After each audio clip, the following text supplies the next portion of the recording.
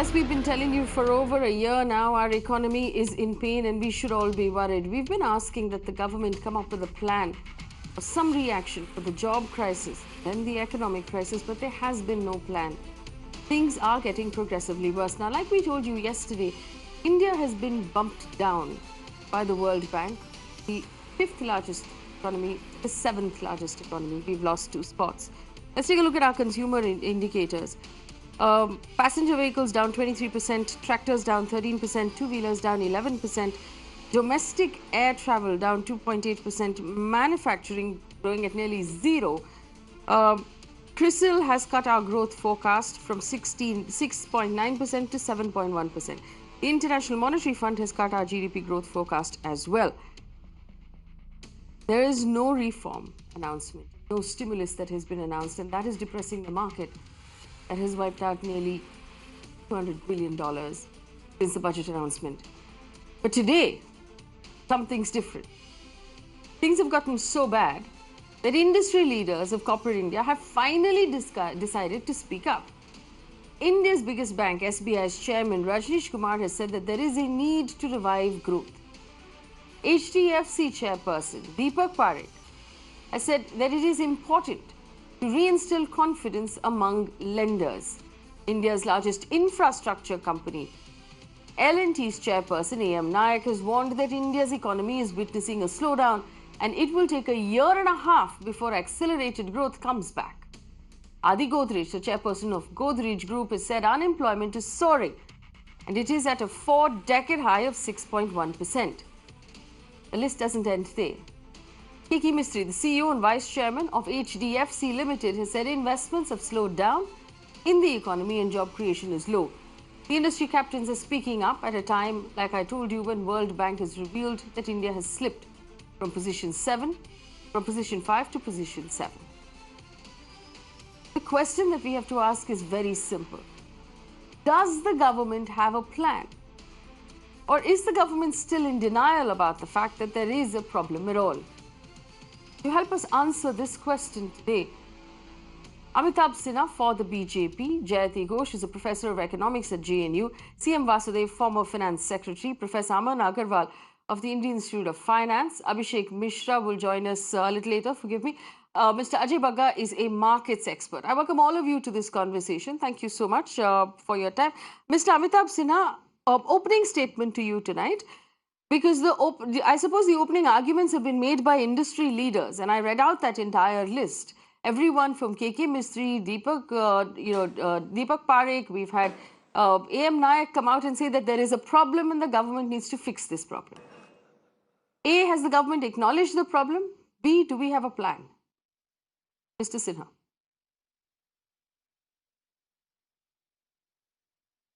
Yes, thank you, Faye. I would like to request you that when you are reading up all the list of industrialists and corporate leaders and giants, should have taken the name of Mr. Adi Godrej also, which actually you showed the statement of Mr. Godrej. That I did. There is always, pessimists and optimists in every system. But you didn't. I think that it was not intentional. But Mr. Adi Godrej tried to give a very positive and optimistic approach, and that is the way one should look at, and we should look at on our Indian economy or overall Indian situation. See, number one, very important thing, that we are living in a global village these days. It's not island. So worldwide, the economy is slowing down. China, the giant, the giant dragon which was coming like anything, their economy has slipped terribly, and we are still ahead of as far as the growth rate is concerned from China. And number two, see the US economy also has slowed down 1.2%. Then the UK economy, EU economy, all in world over economies are slowing down because of certain reasons, and it has not happened for the first time. Number two, in India, now the government is very clear. The corruption, the transparency and corruption-free, administration is the priority of this government. Earlier, during several decades of Indian independence, the corruption-free situation was not the priority. The corruption-free system was not the priority of the earlier government. So because of this new phenomena, so it might be possible that this is a blended and a very mixed situation. And you know, when you are comparing with other economies, you please try to understand that in other economies, India has definitely slipped down from 5th to 7th. But all these economies, they have their robust and very clear, you know, legacy. India is the newest in that, and China has different economy, because China and India, Mr. they have Sinha, almost is there a started. They had problem in our started economy? their you know, economic growth at almost just a minute. I will take only 1 minute. So we must understand that Indian system, it is a democracy. And the system is so vast and very, you know, multi-cornered problems are there. In between, if we have the same government under the leadership of the Honorable Prime Minister Sri Narendra Modi ji, India achieved the 5th position in the world economy. So now, because of certain reasons, and it has slipped down for two steps, but it doesn't matter. It will again come up. What Mr. Mr. Adi Sinha, Godrej is was there trying a to say, problem in our that economy? that nothing has, you know, see, there is no Is there a problem in the problem, or economy. is The there no corrections are problem? there. See, when you are dealing with the market, No it problem. is a very common word. No. Just a minute. No problem, I am All telling right. you. In market, Okay. what There's no exactly is problem. there? You will say that the correction is going on. So this is correction. Correction, when the transparent and corruption-free system is being very strongly imposed. So all these things will happen, but finally the economy will again grow at the same pace. So it's only a slip of 0.5%. It's not so big deal, and there is no problem because of the demonetization and new tax regime in shape of GST, etc. It is a teething problem of the economy, teething problem, not teething situation of the economic conditions of the country, and it will come up. So we should be optimistic. The pessimism is Okay. not the right way, Faye. I just wanted All to right, tell all you, right. and I Fair enough. rest my case Okay, now. pessimism is not the right way. Okay. Let me bring in the rest of the panel right now for rebuttals, because I've taken down all the points that you made, Mr. Sinha. So thank you for that opening argument. Recap for our panelists, and I'll come to you one by one. We should have taken a broader view of what Adi Godrej had said. We are now living in a global village. This is a global slowdown. China's dragon has slowed down, so has the US. We're looking at a corruption-free market and a corruption-free economy. That's probably why we're seeing the problem we have.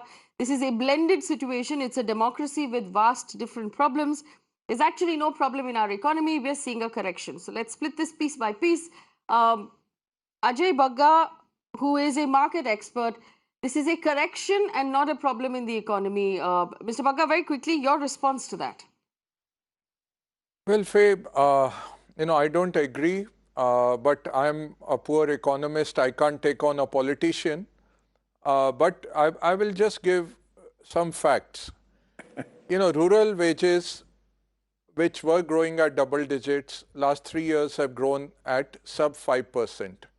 That is the consumption crisis that we are facing, the rural distress and the consumption crisis. We are an economy like the US and Japan, where a majority of the GDP is coming from private consumption expenditure.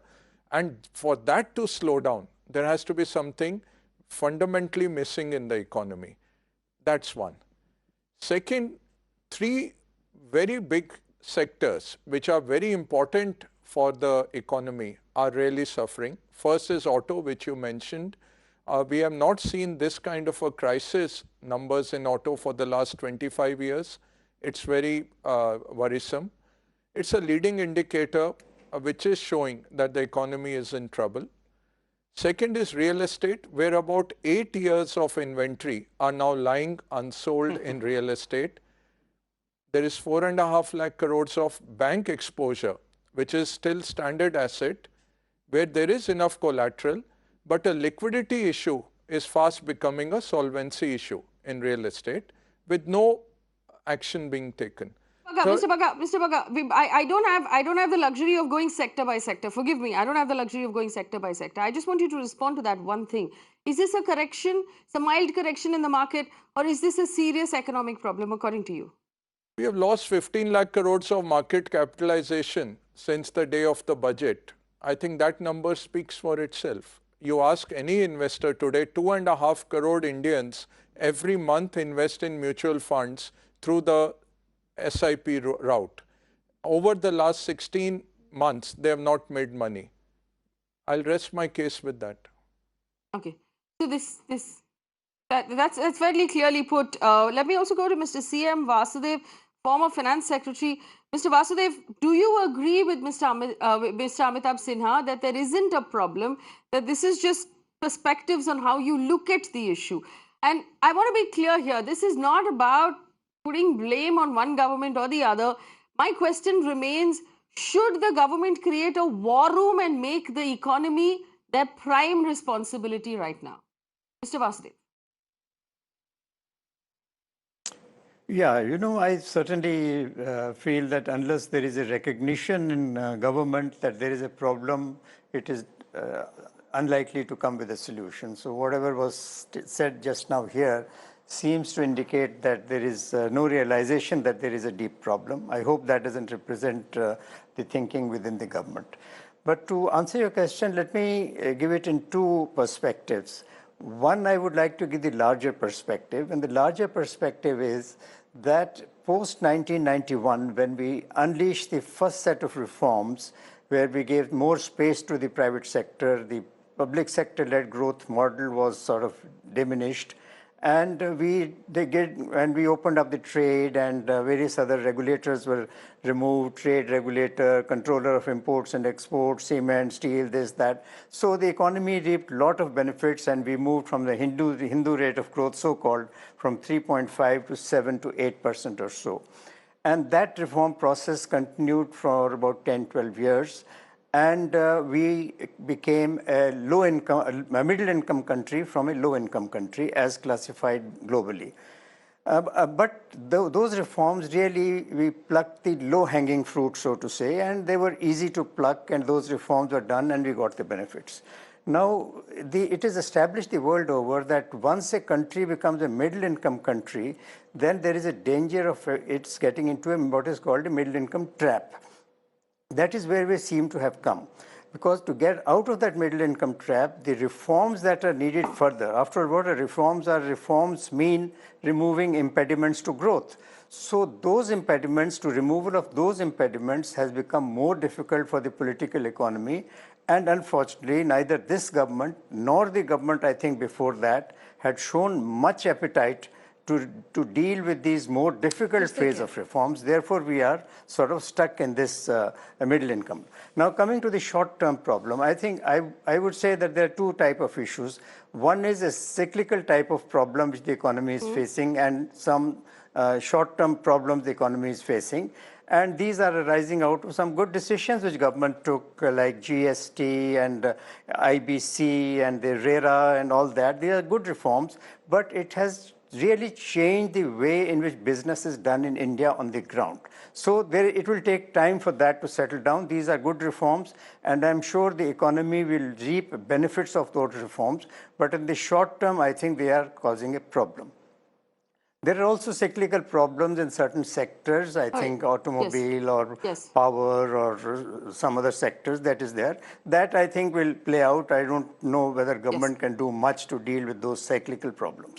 But there are other structural problems which are causing the slowdown today. And that is where the government can come in. I just take half a minute more. And those structural problems mean improving the savings rate, improving the growth rate of the exports, and improving the investment rate.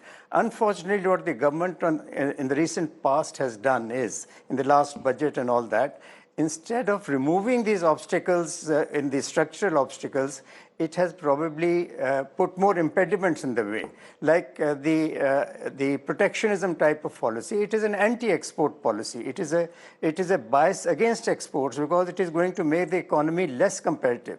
So unless we become an export-led growth economy, we cannot hope to become bigger players in the economy. So that is the confidence in the corporate sector by the tax policy which this government has unleashed, and the thinking that government can get more revenues by raising the rates I think is going back in time. The government can get more revenues by increased buoyancy, which will arise out of growth. So this model which the government is following to raise more revenue by raising rates and things of that type is anti-growth, and it is not going to be sustainable. Let me just ask. So structural problem which government can deal with, they are not dealing with it. Sorry. Sorry, I've taken too much time. Well, I have to ask you this. We have a couple of questions that have popped up. I don't know. We've a couple of questions have popped up from our viewers for you, Mr. Vasudev. Ankit Kumar wants to know, what is the Hindu rate of growth that you did mention, which was the pre-liberalization rate of growth? Well, that was anecdotal. People used to say, because we were stuck in 3 to 3.5% rate of growth, and some economists of that era just give it that name. It doesn't mean anything else. I don't think one should read any other meaning. It only means that the economy was stuck at 3 to 3.5% growth rate, and for many years, 20, 30 years, it was the reforms which were unleashed in 91, I think, which took us out of that trap and put us into a higher growth orbit. Yes. Yes. Well, I do want to ask Mr. Amitabh Sinha one very quick question before we move into any other topic. Mr. Sinha, yes. Mr. Sinha, here's the question. Now, when industry leaders speak up and say we have to focus on jobs, we have to focus on reviving the economy, we have to focus on reinstilling confidence, it's normal, the normal course of expectation is that they would get a phone call from either North Block or from the PMO inviting them to a discussion saying, let's talk about what needs to be done. Because if we look at the comments that have actually been made, it's by L&T, the largest infrastructure company, the largest bank, the largest public sector bank. These are bellwethers. They're as big as they come. Will these people, will the government now start a conversation with these industry leaders saying, okay, tell us what is wrong, how can we fix it, we want to fix it? Is that likely to be expected, Mr. Sinha?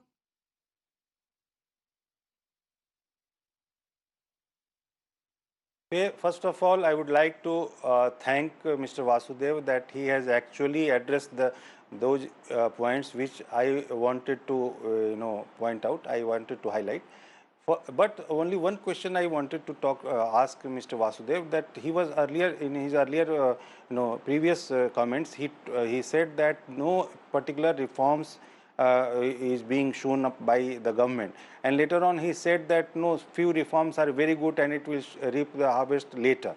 So this is a contradiction. I just felt about Mr. Vasudev's statement. So I just wanted to make it more clear whether the government is really trying to take some steps regarding the reforms or not. Number one. Number two, I am also, Mr. Bagga, he was saying that I am a poor economist and I am a politician. No, I am also a professional. I am a legal professional. I am a lawyer in Supreme Court.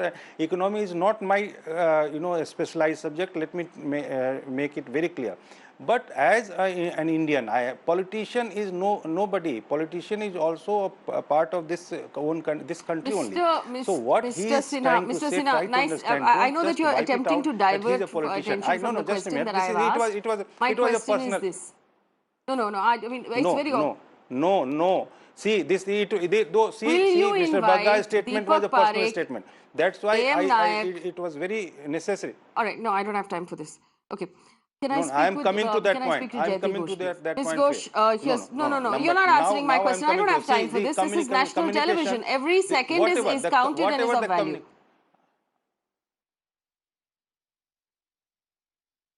No, but if somebody will just... All right, Jayati Ghosh, do you agree with the fact that this is perhaps a global village, and because we are making our system corruption free, we're seeing some sort of slowdown, but this is something we should put up with if we want a corruption free? No, I don't think this is the true at all. I don't think demonetization did anything to address corruption. It's not at all clear whether GST is going to do anything to address corruption, and those are the two major measures that this government took. So clearly that has nothing to do with it. The issue is something different. I think too many people here are focusing on micro issues and micro matters. The problem is a macro height of pessimism. The problem is that this is an economy that has had inadequate demand for a very long time, and therefore now all of these matters are coming home to roost. You had the informal economy, the agrarian economy, suffering for several years of this. You have major, I was laughing when you mentioned that the government should meet these industrialists and top bankers who have spoken up. We've had more than 100,000 farmers march to the capital from all over the country, demanding to be heard. And we have not had a government that is willing to listen. We have not had a government willing to listen to those small-scale industries whose organizations have come and said, we are closing at the rate of hundreds per day. There are thousands of us who are losing livelihood and employment every month. Please do something to save us. Clearly, this is not a government that listens.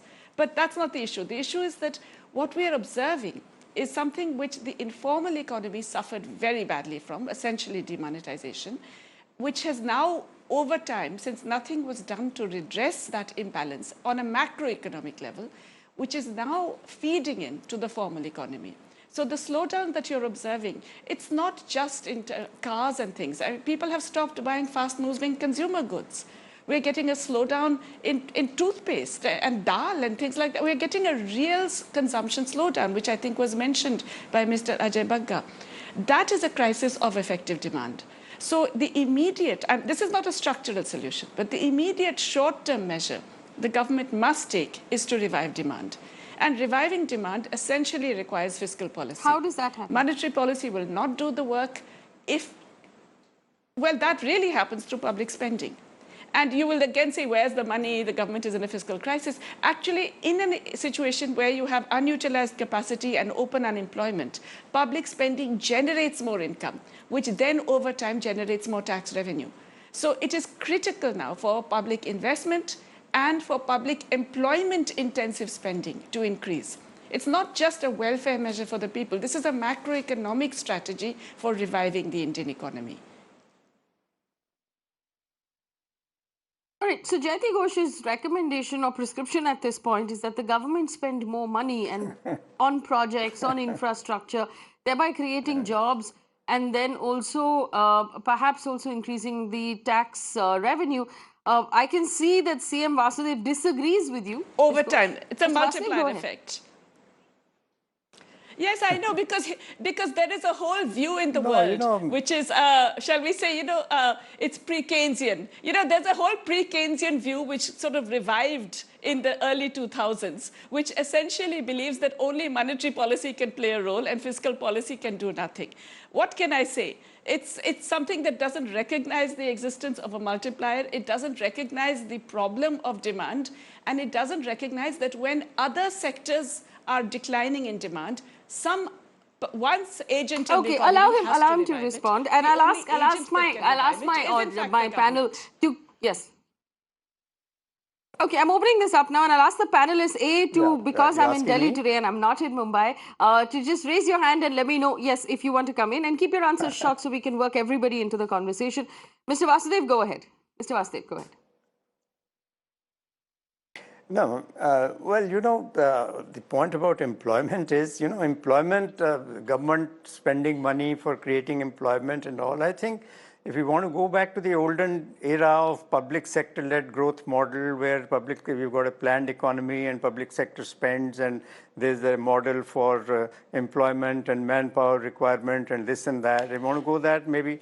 Otherwise, the world over, employment is a consequence of growth. So we need to have growth-oriented policies. If there is growth, jobs will be created and employment will be there. And you get And growth. if we want to really have a model which is a private sector-led... Can I just finish? Okay. So if we are having a private sector-led growth model, which I think is the one which the world over is the one which has worked, the public sector growth model has not worked, then it is really the monetary policy which can push up demand. And that is in the domain of the Reserve Bank, which it is doing. I'm not saying it is not doing, but maybe if more growth impulses are needed, the Reserve Bank may be wanting to do that. But public sector investment, certainly it is good for infrastructure, because investment in those areas where private sector is not coming. But ultimately, it has to be private sector export-led growth model. And that is where the monetary policy will have a bigger role to play. And of course, some structural problems. Okay, fair enough. But let me just bring in Mr. Amitabh Sinha. I know he has to leave for us. He has to leave shortly. But I just want to give Mr. Sinha an opportunity to answer the question I had asked one more time. Ms. Ghosh, I see your hand. Mr. Sinha, here's the question. I'll ask it again. The strongest business leaders of the largest companies, L&T, SBI, HDFC, Godrej have come forward and said that there are problems and the government needs to actively look at fixing these problems. Will these people be invited into government, into either PMO or North Block, to have a conversation Certainly. and to invite their suggestions on what needs to be done?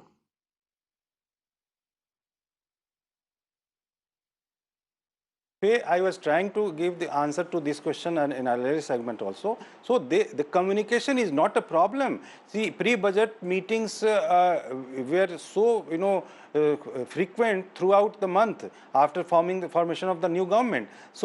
But yes, of course, there are some issues which might be unsolved by the corporate house giants or those leaders of the market.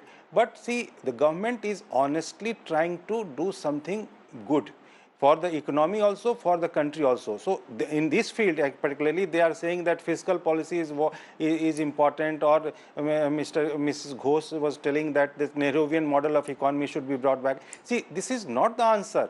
So the economy is allowed to move in a very independent manner, free manner. And when economy will start moving, so I am giving you the answer. So they are being consulted, their views are being taken care of, but it will take some time. See, the growth is more than 6%. What Mr. The ex-finance secretary was telling, that Hindu growth of rate, actually Hindu growth of rate was named just to humiliate India. So now that Hindu growth of rate, Mr. Sinha, growth of rate, which was actually 3 to 3.5%, now it is average 6. First of all, yes. Mr. Sinha, the 6% that you're talking about, there are enough questions being raised on whether or not it's 6% or whether the calculations being done by the government are currently under question on whether or not we can trust those calculations. Point number one. Point number two, you said that Jayati Ghosh's answer is not the answer. No, you said this economy is being allowed to move freely. It's not. You did demonetization. You tied up this economy at its ankles and brought it down on its nose and made sure that it couldn't get up for months after that. That's not a free economy. No, Faye, I am sorry. How can you call it a free economy when you bring in measures like demonetization? Your interpretation is incorrect. It's wrong. See, demonetization doesn't mean that roadblocks had been created. It was for the transparent economy. The GST and the demonetization, all those people who are criticizing, they have been suffered. They actually suffered because of the demonetization. That's why they are criticizing. You just go and ask the poor person, Mr. Sinha, poor people. I'm criticizing they are not and I complaining didn't suffer about at demonetization. All those people who... Mr. Sinha? Mr. Sinha, I'm sorry. That's a really shallow argument to say that people who are complaining. No, I am saying if you are... People who are complaining have suffered. Everybody has suffered in this country. Everybody stood in line. Everybody was inconvenienced. But you should... Why can't you address this? Your problem? interpretation Do you is... not believe that we lost 2% of GDP because of demonetization? Your interpretation of I'm wrong. You're right. I'm sorry. Right. That's a good your argument. Interpretation of demonetization, that it created roadblocks for economy, it's wrong. It's wrong. See, demonetization was just to make the Indian economy transparent, more transparent, and that was a very genuine and honest effort by. And what is this transparency that you have achieved? Don't try to. What is this? What is this transparency you have achieved? Tell me. What transparency have you achieved? PTM has done well, but other than that, what have you achieved? After demonetization, India became fifth largest economy of the world. After demonetization, what is the answer and the justification for that? Can you tell me? See, all these things only, it is not such a grim situation. And I am very much clear about that the government is very much confident and it will be again regained. That position will not only regain, it will be improved also. Just wait for some, have some patience, please. So there is no question of, no reason of being pessimist. The Indian economy is so robust and it has proved on several occasions that it will revive itself, and the Indian government, the Narendra Modi-led government is very clear about the direction of the Indian economy and in particular. Yes, I am telling you. Do you encourage Yes. do you encourage more corporate leadership to come forward and publicly talk about what they believe is wrong with the economy? Do you encourage that safe space where they can come forward and make these statements?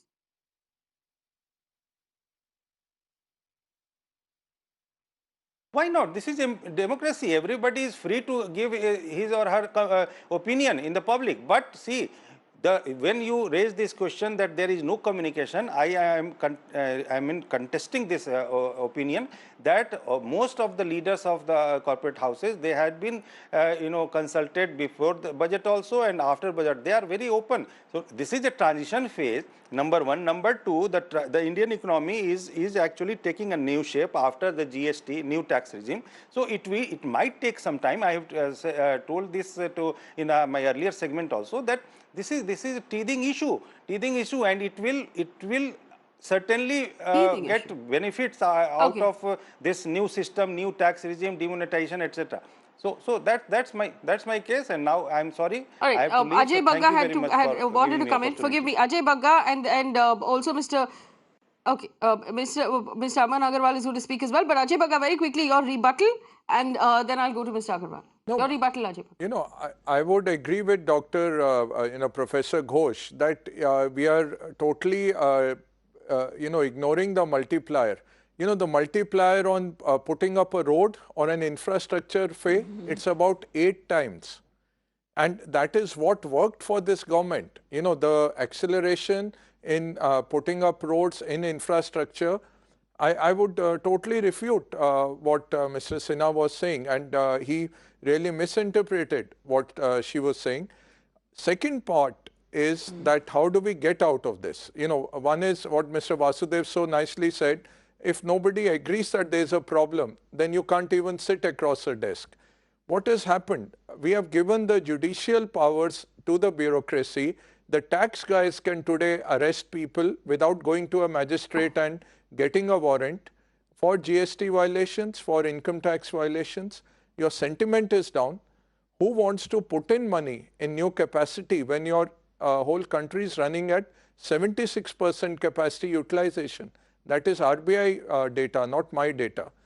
You need a combination of monetary policy and fiscal policy. The big mistake we made was that we said... Okay. But, okay, forgive me, I'm going to cut you off for a second because I want to bring in Professor Agarwal as well. Professor Aman Agarwal of the Indian Institute of Finance. Do you believe there is a problem? Do you believe this should be top priority? Professor Agarwal.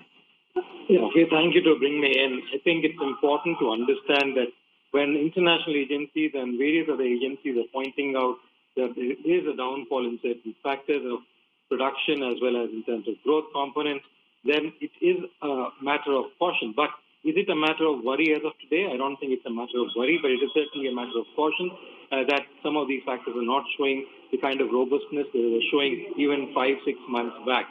Most of the macroeconomic factors are fairly stable, and it's not that we are in a critical situation. It's not a question of worry. But one thing which I come to know, and which is the information which I have been able to gather in the last 2 days, is that the Prime Minister is actually holding a meeting today and tomorrow of the Cabinet Ministers, specifically looking at some of these concerns which have been raised.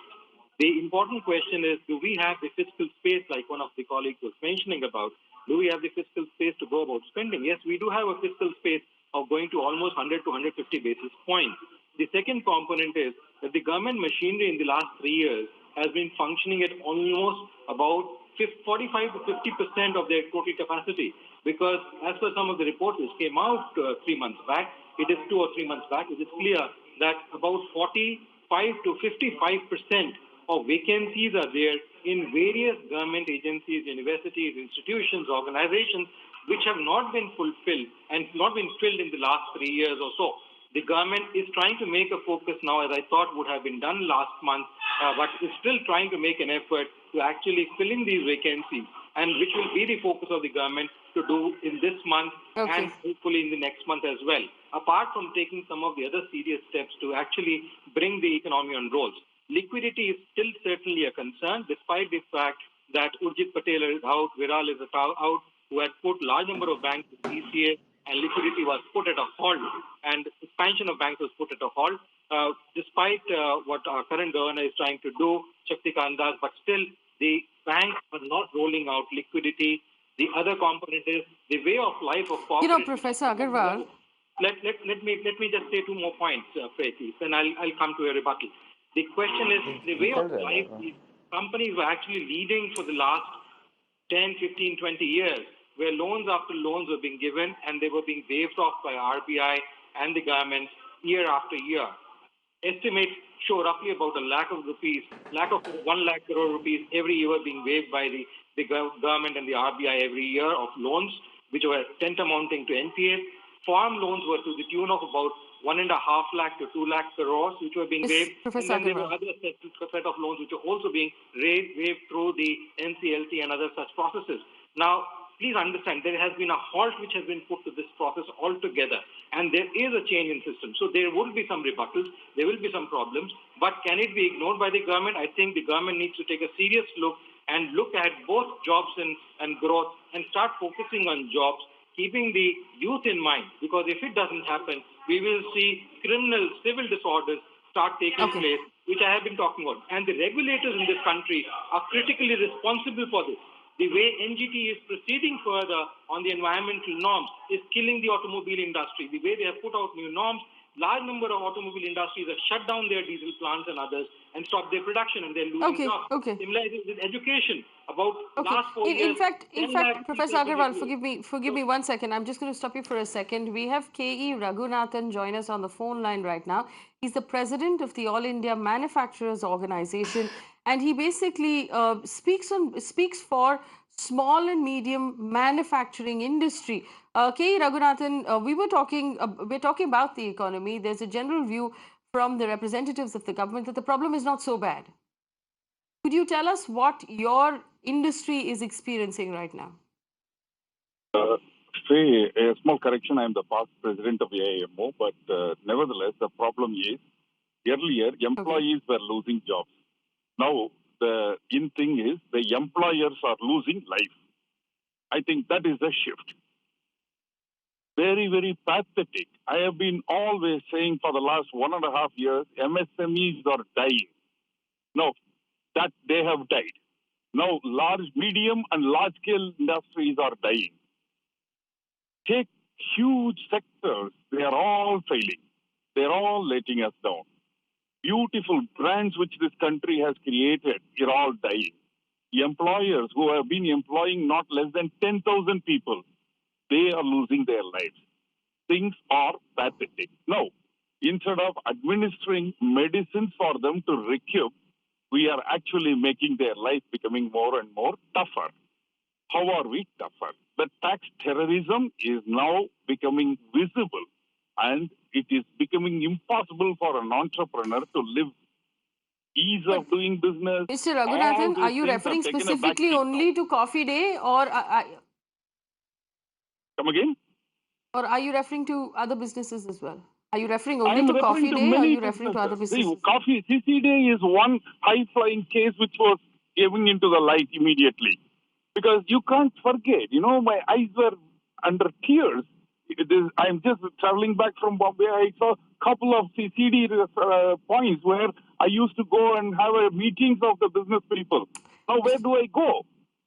I feel pathetic. Whenever I speak to other counterparts, people have spent 2 to 3 days of miserable sleepless nights after hearing about the happening of CCD's owner. It's very pathetic. I think we need to realize we are reaching a point of no return. We were testing the elasticity beyond its limit, and now we are reaching a point of no return. The hopes are dying. Employers are dying. I think there is nothing more to need to add further on this. Earlier it was in ICU. Now we are going into coma stages. Take the sectors. Financial sectors are dying. Banks are finding difficult to pay their commitments. Banks, Yes Bank, or you talk IDFCs. Then you talk about housing, big players, DHFL. People are finding, hands are getting changed. Foreign investors are taking back their investments in this country. Things are very, very going in the wrong direction. Automobile sector, Today morning, I read in the paper, 10 lakhs people are going to be job lost in the next 1 or 2 months in the automobile sector. We are all talking about employment creation. If the employment has to be created, the employers must be made to be alive. I was always saying, entrepreneurs should not be looked at as a criminals. Entrepreneurs must be respected. If they are unable to pay, we should address why they are not able to pay and find a solution. Not harass them further and fleece them further or freeze them further. Okay. I have. Okay, all right. I have one last moment of questioning, and I'll take this to Jayati Ghosh because her hand went up thrice in the last 10 minutes. Professor Ghosh, you wanted to add something, and at the end of the day, we must look at solutions and possible solutions we can offer the government at this point for them to consider. Because if the Prime Minister is having meetings, then we must offer suggestions and solutions that the Prime Minister and his team can consider at this time. Professor Ghosh. In fact, that's precisely what I wanted to talk about. You see, the issue, I actually a bit alarmed that the minute you talk about government spending, people say you're going back to a socialist economy and you're going back 50 years and all this kind of thing. The most successful major capitalist market economies in the world today have got shares of government in GDP of more than 50%. That's true of Germany, that's true of Japan, that's true of Sweden, that's true. The US has got 40% of GDP in the public sector. These are because governments play a very, very big role in the macroeconomy. There is a macroeconomic problem here. It cannot be solved by monetary policy alone. You have to have fiscal policy. How you do that fiscal policy, there are many, many ways. Some suggestions are evident. The low-hanging fruit very clearly is filling up vacancies in all government employment.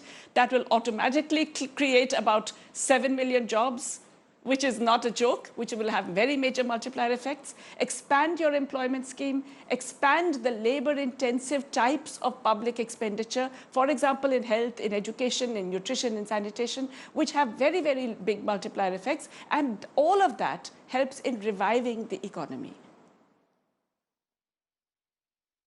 All right, just for those and anyone who was wondering what Professor Ghosh means by monetary policy versus fiscal policy, monetary policy is a policy of money, like the RBI, that increases rates or decreases rates or puts out bonds that actually impacts the value of money.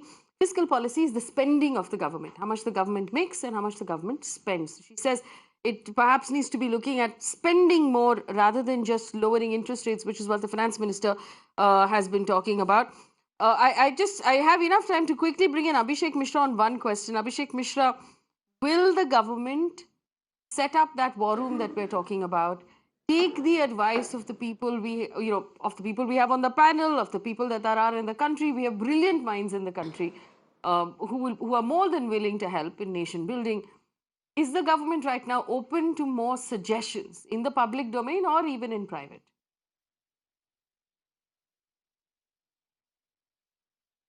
See, Faye, you have to understand the thrust of the Modi government.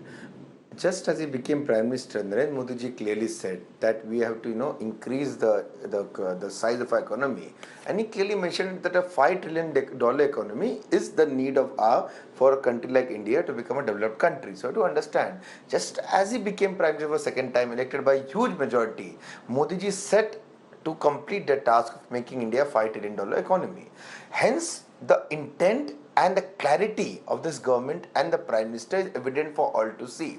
Now, with regards to taking advice, definitely our government is committed to that the countrymen should benefit, and every suggestion from all, even in Mann Ki Baat, if you have seen, Modi ji always says that if you have any advice, any suggestion, please share. Modi ji is a person who has come to serve. He's a Jan Sevak.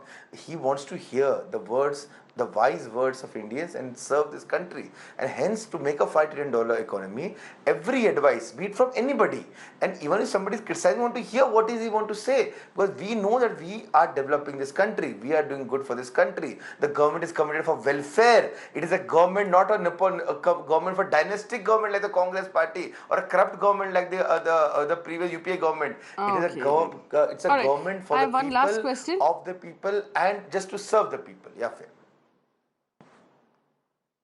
All right, okay, that answer was rather vague. Ajay Baga, yes or no question, because we've run out of time. This $5 trillion economy the government keeps talking about, at the rate that we're going, Does that plan seem on track for you? To you? No, it doesn't. Economic survey itself said 8% real growth is needed to achieve 5 trillion. We are nowhere near that.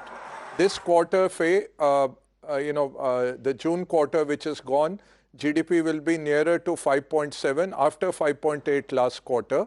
So Mr. Sinha was wrong even on that on the 6% growth. You're going to see a second quarter of sub 6% growth. And given the auto numbers of July, given the real estate numbers of July, you're heading for another sub 6% for this quarter also, the present quarter. Modi ji has said a naysayer should not be listened to. The critics should not be listened to. The pessimists and the doomsayers should be not listened to. We should have hope. We'll make a fighting economy. The will of India is supreme. Mr. Abhishek Mishra, you cannot make a 5 trillion economy with hope. You can't build anything with hope. You can build with money. You can build with investments. You can build with jobs. You can build with hard work. Hope doesn't build a $5 trillion economy. And you just told me that, of course, we are open to listening to feedback, but naysayers should not be listened to. People who are pessimistic should not be listened to. People who don't trust should not be listened to. At the end of the day, there are experts, domain experts in this country. There are experts of business in this, who are now coming out to say that we are in serious trouble. For heaven's sake, listen to those people. Call them in, have those meetings, take their feedback and start fixing the problem. We can keep talking about hope and $5 trillion economies, but if we don't fix what is wrong today, when there are no jobs in the market, when people can't afford to buy anything in a market, in an economy that's purely driven by consumers. We started off by not being able to buy homes, and then not being able to buy cars, and then not being able to buy white goods and washing machines and ACs. Now people are not buying soap. That's how bad it is. Please, let's realize that this is no longer a laughing matter that you can brush off and pretend is not happening anymore. The election is over. We have 5 clear years ahead of us. Let's roll up our sleeves and start working. Thanks so much.